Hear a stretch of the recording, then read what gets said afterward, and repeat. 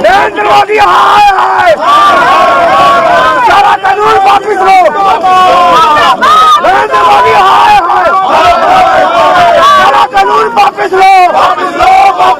नरेंद्र मोदी गुंडा कर दी, नरेंद्र मोदी गुंडा कर दी, नरेंद्र मोदी तानाशाही, नरेंद्र मोदी होश में आओ, सारा कानून वापिस करो, वरना गद्दी छोड़ दो।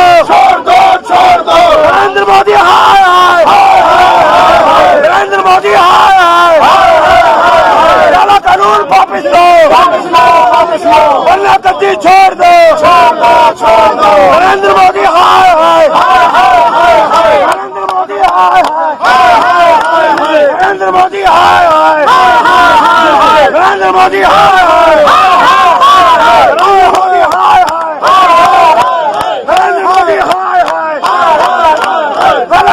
वापिस लो, वरना गद्दी छोड़ दो। किसान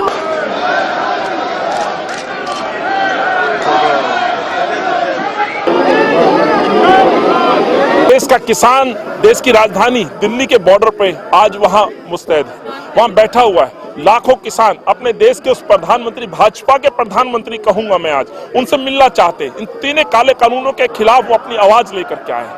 भाजपा के प्रधानमंत्री के दावे के अनुसार ये तीन काले कानून किसानों के हितकारी होंगे। किसान इसको नकार चुके हैं। वो कह चुके हैं कि आखिर आपसे सवाल पूछा जाता है कि आप बताएं किस संस्था ने आपसे कहा कि इन तीनों कानूनों को आप हम पे दीजिए, हमारे भविष्य के लिए दीजिए।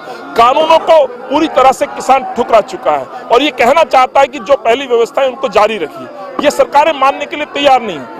जिस देश को कृषि प्रधान देश कहा जाता था साथियों, आज उस देश को पूंजीपतियों का देश कहा जाने लगा है। पूंजीपतियों को इस देश की कमान सौंपने का काम भाजपा के प्रधानमंत्री और भाजपा के नेता कर रहे हैं। उसी के खिलाफ किसानों की आवाजों को लेकर के आज इनके भाजपा के कार्यालय पर आए। भाजपा का कहना है कि ये सिर्फ कांग्रेस जो है प्रोपेगेंडा चला रही है, ये किसानों की हितकारी का बिल है और ये सिर्फ एक कांग्रेस की एक। देखिए, किसान तो हर उस आवाज को उठाएगी जो मजदूरों से, किसानों से, गरीबों से जुड़ी हुई। पहले ही दिन हमारे नेता राहुल गांधी जी ने, कांग्रेस के सांसदों ने पार्लियामेंट में कहा था, आप कोरोना के इस महामारी के इस आपदा के समय को अवसर में मत बदलिए, आप बगैर सुने बगैर बातचीत के इन काले कानूनों को मत थोपिए।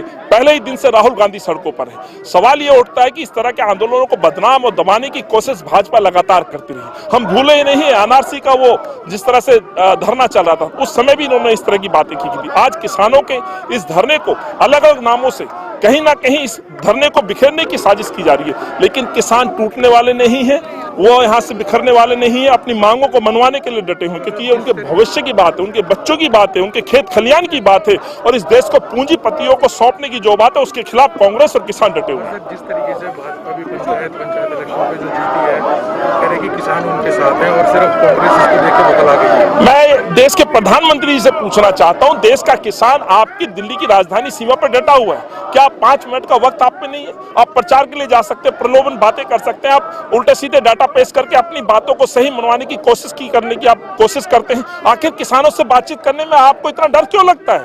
आप कहते थे कि मैं आम परिवार से आकर के चाय बेचने वाला प्रधानमंत्री बना हूं।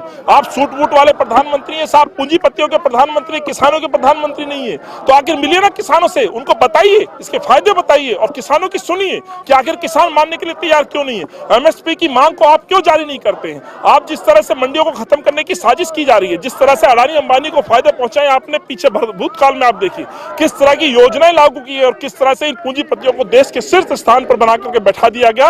ये किसानों के खून को नोचने का काम करेंगे, चूसने का काम करेंगे। सभी प्रदर्शनकारियों से अनुरोध है, संयम बना के रखें और बैरिकेड से दूरें। सभी प्रदर्शनकारियों से अनुरोध है, बैरिकेड पे ना चलें, चढ़ने की कोशिश करने से किसी लड़ने का काम कर रहे हैं। आज भाजपा के कार्यालय पर आने का जो उद्देश्य है साथियों, उससे ही सरकार भाजपा के प्रधानमंत्री नरेंद्र मोदी, मोदी जी को उठाने के लिए आए हैं।